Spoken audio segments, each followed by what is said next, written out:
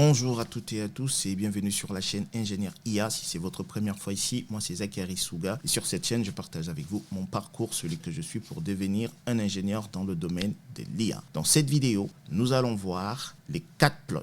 Alors, catplot est une fonction des Seaborn qui va nous permettre de créer facilement des visualisations basées sur des données catégorielles. Que vous souhaitiez analyser la distribution, comparer les moyennes ou étudier les relations entre vos données catégorielles, catplot est là pour vous. Catplot est assez flexible et supporte différents types de graphiques que nous avons déjà vus. Par exemple, avec catplot, on peut faire appel au countplot, au barplot, au boxplot. Il y a également d'autres graphiques que nous n'avons pas vus simplement parce que je vous ai dit qu'on allait simplement voir 6 graphiques. Quoique, il y aura un bonus, on va travailler dans la prochaine vidéo sur les heat maps. D'accord? Donc, catplot va nous permettre d'utiliser, de faire appel à ces différents graphiques que nous avons vus précédemment. D'accord? Alors, je vais vous montrer comment est-ce qu'on utilise catplot. Donc, on va commencer, comme d'habitude, par faire nos imports. Donc, on va faire import pandas as pd et, alors, j'ai mal écrit pandas. Ok, après on va faire import Seaborn as SNS et après import matplotlib.pyplot as plt. Ok, on exécute. Alors, j'ai mal écrit quelque chose. Bah oui, c'est Seaborn. Alors, c'est Seaborn comme ça. Ok, très bien, là c'est bon. Donc, on va utiliser le dataset des pourboires. Donc, ici, on va faire df égale à sns.load dataset. Et ici, on sait que c'est tips. Ok, donc df.head, on va dire 2. Ok, donc, alors, ici, juste pour vous montrer, pour vous rappeler, si on fait dtypes, on va regarder les types de nos données. Donc, c'est dtypes. OK. Donc, ici, on voit que on a total build et types qui sont en fait des variables aléatoires continues. Et on a les catégories ici. OK. Alors, ici, ce qu'on va faire, c'est on va commencer, on peut faire des choses un peu différentes que d'habitude. En fait, on va déclarer une variable qu'on va appeler graphique. OK? Et du coup, on va dire SNS, OK, point catplot, OK? Et du coup, data va être égal à notre data frame et X ici, on va lui donner par exemple day. OK, si j'exécute ici, regardez ce qu'on a. En fait, par défaut, lorsqu'on utilise un catplot, par défaut, le graphique qu'il nous affiche, c'est un stripped plot. Donc ça, on l'a pas vu. On n'a pas besoin de ça. Donc par défaut, c'est un stripped plot qui est là. Donc si on utilise le paramètre kind, en fait, par défaut, il a ceci. Stripped. D'accord? Si on exécute, vous voyez, on a toujours la même chose. Donc, voilà. OK. Maintenant, moi, je vous ai dit qu'avec catplot, on peut, par exemple, faire appel, utiliser notre countplot. Dans ce cadre-là, on va juste écrire count. On ne va pas écrire countplot. D'accord? On écrit simplement count, ici. OK? Du coup, si j'exécute, vous voyez, ça c'est notre fameux countplot. Alors, ici, je vais le faire un peu plus grand. Aspect, je vais mettre 1.6 par exemple. OK? Très bien, c'est juste pour que ça soit un peu plus lisible pour moi. OK, donc on a notre countplot. Vous voyez simplement que ici, j'utilise catplot, mais par le biais de ce paramètre-là, kind, je fais appel au count plot. Du coup, il me trace ici, c'est mon count plot que j'ai ici. D'accord? Simplement, ça on l'a déjà vu, mais je peux le réexpliquer rapidement. Simplement, ce qu'on fait ici, on va compter, d'accord? Par exemple, ici, on va compter le nombre de jours dans notre dataset. Donc, forcément, ici, jeudi, on voit que dans notre dataset, on a à peu près, allez, en fait, c'est ça. Attendez, je vais le faire autrement. On va faire df. Point. Le nom de la variable, c'est d, d'accord? Et c'est une variable aléatoire discrète, donc on va faire value count, d'accord? Voilà. S'il y a un S à count ici, j'exécute. OK, donc jeudi, vous voyez, on a 62 jours, d'accord? Le vendredi, c'est 19, OK? Le samedi, c'est 87, vous voyez, OK? Et le dimanche, on a 76, OK? Voilà ce que fait simplement le count plot. Il compte simplement, OK? Ici, c'est count, vous le voyez, hein, ici, OK? OK, donc ici, on vient d'utiliser count plot. Donc, je vous ai dit que catplot nous donnait accès à plusieurs graphiques. Donc, il nous donne accès également au boxplot.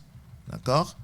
Donc, ici, on va rajouter Y et on va dire ici type. OK? On va exécuter. Voilà. Donc, ici, on a notre boxplot.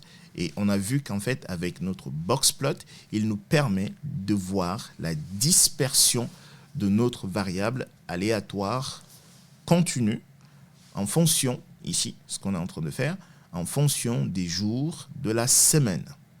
D'accord? Très bien.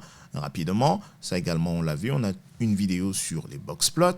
Rapidement, on sait que ça, c'est notre intervalle min. Ça, c'est notre premier quartile. Ceci est notre deuxième quartile, qui est également notre médiane. Ça, c'est notre troisième quartile. D'accord? Et ça, c'est notre intervalle supérieur. Toute valeur supérieure à cet intervalle-là est considérée comme des valeurs aberrantes, d'accord, ou des outliers. C'est le cas ici, le samedi, d'accord?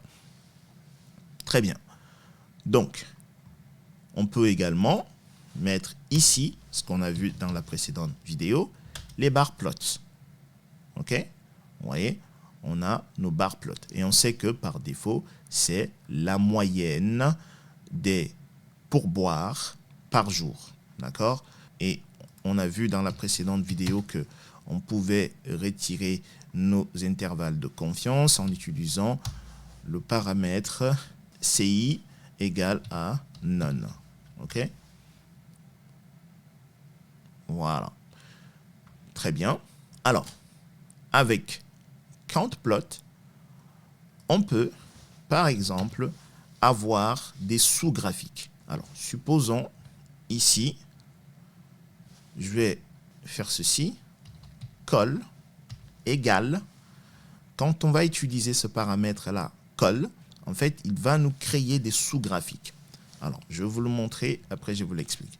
Donc, je vais prendre cette colonne-là, time, donc je vais mettre time ici, OK, j'exécute, OK. Alors, vous le voyez là, time a deux catégories. Donc, on a la catégorie lunch, donc en français, c'est déjeuner, et la catégorie dinner, pour dîner. D'accord? Donc ici, il nous a splitté, OK, nos bar plots en deux catégories. Du coup, si on regarde ici, on voit que en ce qui concerne en fait la catégorie lunch, c'est simplement le jeudi et le vendredi. Très bien.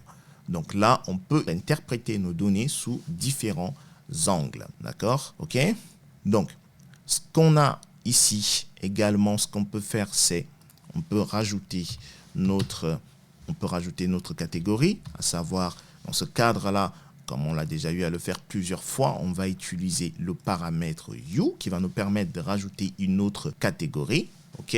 Donc là, je vais faire par sexe. On va exécuter. Très bien. Donc ici, si on veut analyser rapidement, on voit que en ce qui concerne time égale à dinner, le jeudi, les hommes ne prennent pas le dîner. D'accord? Ce qui explique qu'il n'y a que des femmes qui laissent le pourboire, parce que les femmes prennent le dîner dans notre jeu de données, bien entendu. Ok? Très bien. Donc, alors, vous avez les codes couleurs ici. Hein. Donc, male, c'est homme, en bleu, et orange, c'est des femmes. Ok?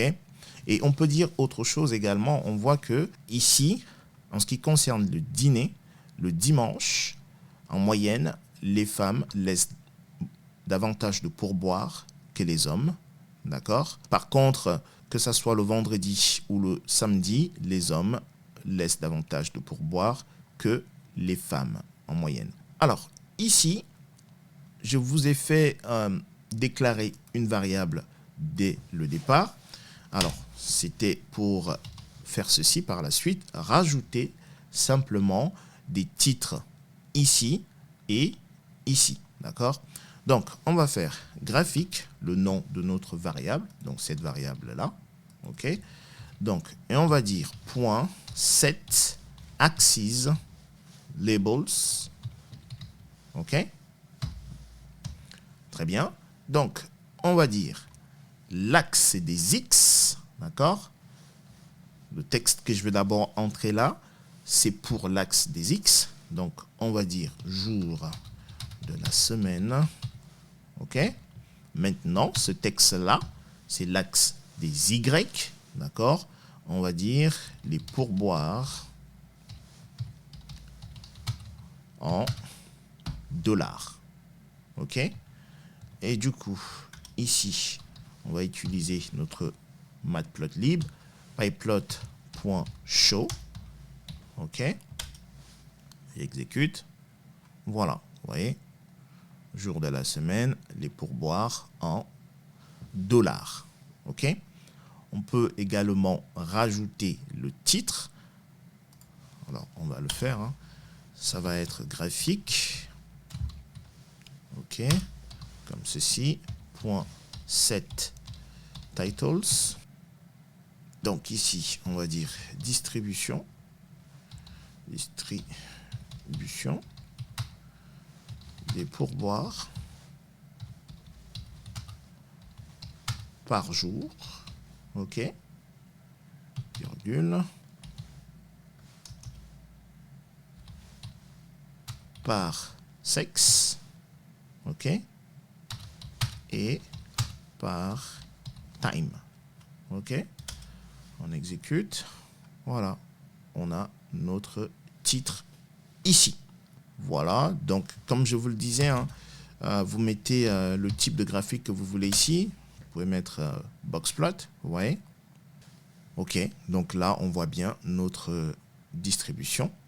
Ok, très bien. Donc, je le répète simplement, avec catplot, on pourra faire appel au boxplot, barplot, countplot. Cela ne veut pas dire qu'il n'y a que ces trois-là. Hein. On a d'autres graphiques, mais qu'on n'a pas vu, nous, qui ne nous intéressent pas, simplement pour ce qu'on va faire par la suite, à savoir l'analyse de données. D'accord? Donc, dans la prochaine vidéo, on va voir le heatmap. Et à partir de là, on va passer rapidement en revue matplotlib et on va faire 2 projets de A à Z sur l'analyse de données. OK? Voici ce que je voulais partager avec vous dans cette vidéo. Si ce n'est pas clair, si vous avez des questions, comme d'habitude, dans la section commentaires, vous me posez des questions et je répondrai. Portez-vous bien. Je vous dis à bientôt. Peace.